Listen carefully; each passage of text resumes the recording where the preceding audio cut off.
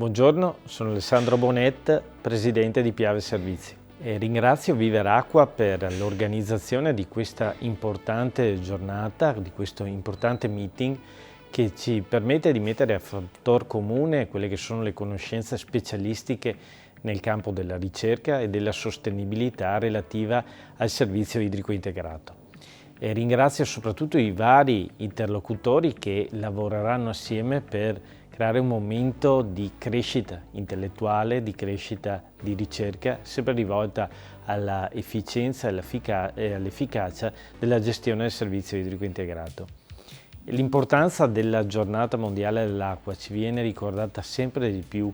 in ogni manifestazione, in ogni occasione come questa, anche dai media.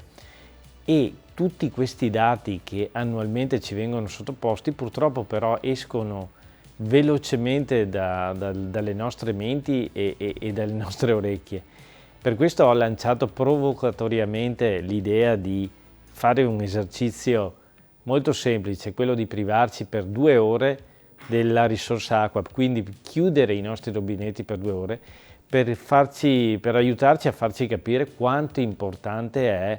questa risorsa e soprattutto quanto la scarsità dell'acqua dovuta ai cambiamenti climatici e ai massicci utilizzi che avremo nelle prossime decadi potrebbe condizionare la qualità della nostra vita e dello sviluppo dei nostri territori.